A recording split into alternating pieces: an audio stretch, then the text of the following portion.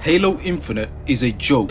Honestly, it pains me to come back to play this failed feminist experiment, and to this day the 343 simps are still trying to convince others that Halo Infinite is in a somewhat decent state when the franchise is actually hospitalized in need of urgent treatment. I have seen countless advertising all trying to persuade others to come back to play this failed garbage, and the reason they do this, in my opinion, is because you're paid in views for being positive about this crap. Something big is happening with Halo. 343 dropped a surprise Halo Infinite update today. Containment event is released, and alongside that we've got Husky Raid. And with the inclusion of forgeable AI, The maps themselves look dev-made, as you guys can see on the screen. we are eating good as Halo fans at the moment. Shut your fucking mouth! Shut the fuck up, you cunt! Halo Infinite is still struggling with a barely 7k player base on Steam, and you bet your arse no one is playing this on console. So once again, it's remarkable how these idiots are able to maintain thousands of views with a game that's dwindling in player base so bad right now. I mean, this franchise is saturated with these feminized weak men under female leadership. They've used the IP as a cultural hub to express their personality, and the end result is technophilia. In the last 2 years, every update by 343 Industries is delivered in the most undergraduate, elementary presentations at best by these fucking man children. You may as well be making a game for fucking CBBS at this point. This informal, cute and cuddly attitude is patronizing and irritating considering this IP is in the worst state possible, but they continue to make bonehead stupid decisions that set the IP up for complete failure. This studio and this gender-based, inclusive, soft workforce are so disorganized right now. They've blown their $500 million budget. They have to siphon money from the cringiest TikTok shorts videos alongside their failed free-to-play system, and this behavior is echoed by 343's undeveloped subordinates. They continue to parade this mess as if 343 have finally done some good in this female-led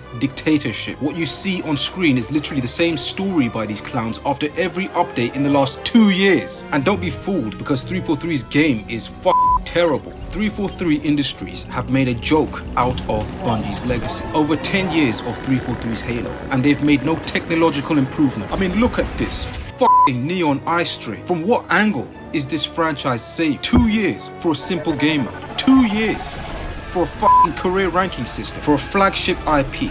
This is fucking terrible.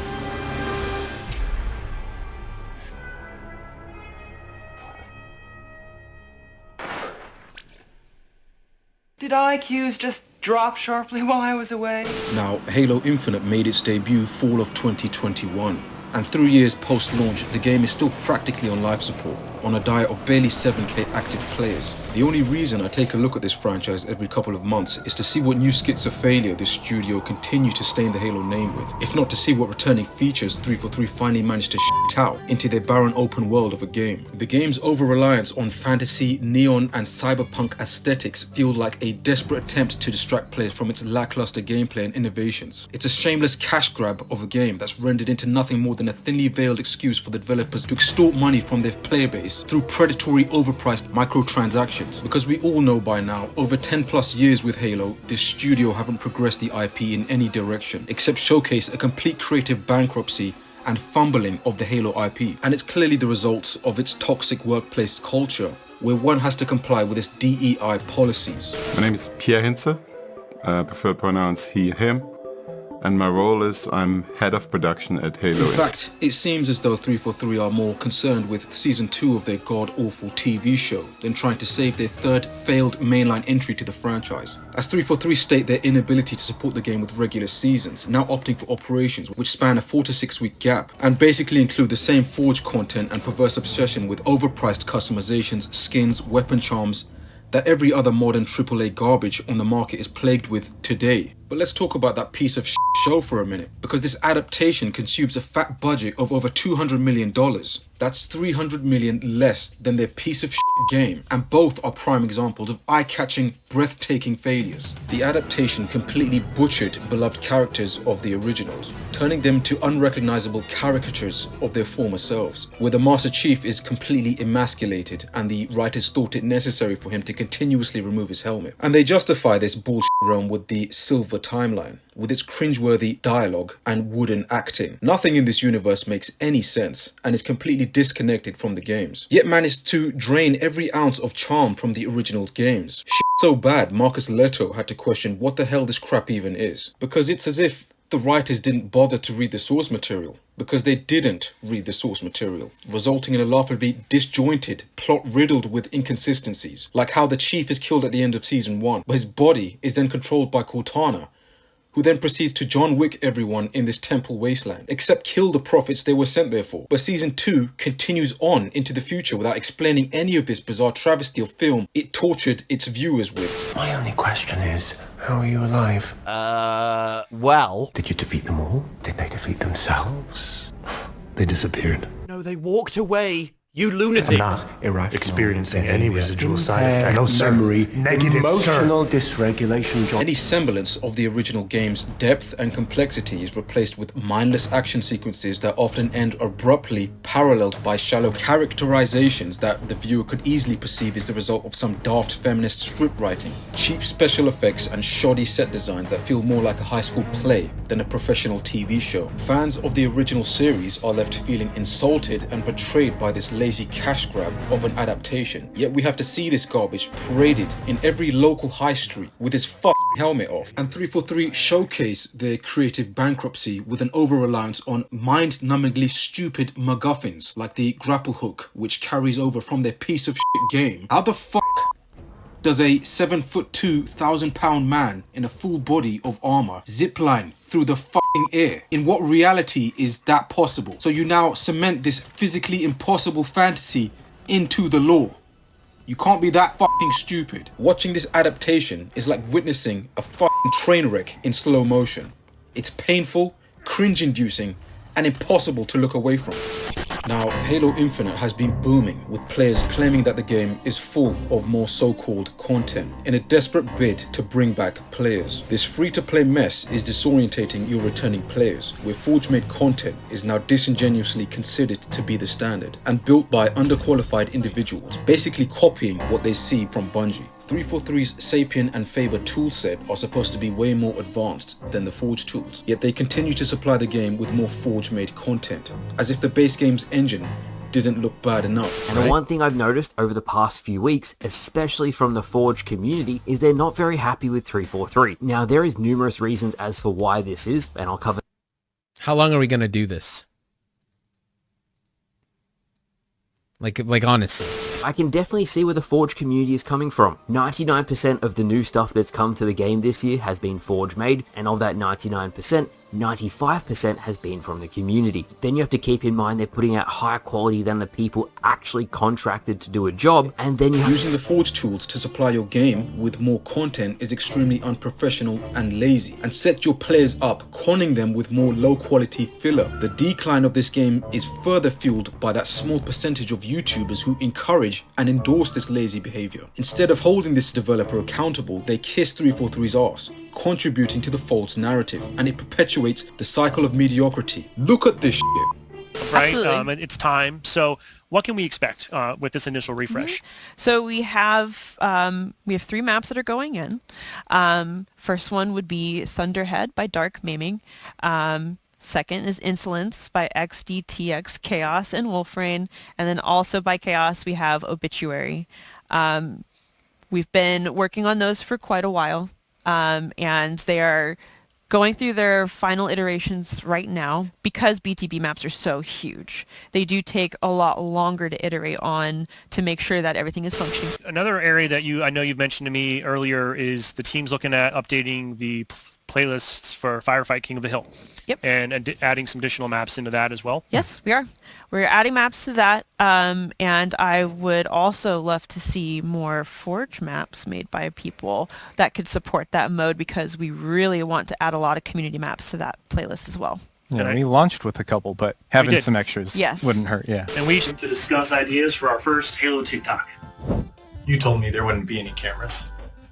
That's not gonna happen. Relax. I'd rather not piss this thing off. Asking's not my strong suit. I think we're just getting turn it started. off. I can't do this anymore.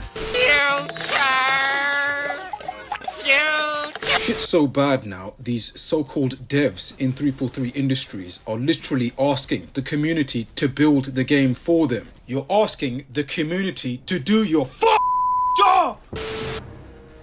Considering this game is 95% made by the community, You'd have thought they'd have been paid at least to have their content featured in the multiplayer. But this is just another prime example of 343's fumbling as we continue to disingenuously ignore the failed DIY of this progressive feminist environment that continued to fail to par up to the men that had already laid down the solid foundations in a patriarchal system, producing better games with less money, less staff and older hardware. A time where we didn't prioritize DEI policies over qualifications and merits, and actively seek to demonize and ostracize hardworking, talented men who are integral to the creative tapestry. Thank you. So how would you like to respond to that kind of criticism? To the criticism? Like, I have a vagina, deal with it. Like, it's honestly, that's the truth. I am a woman. I am a funny woman. We are all talented, funny, powerful women. We are out here. It's going to happen. Deal with it. I'm sorry you're not getting laid. It's not about you. Move on.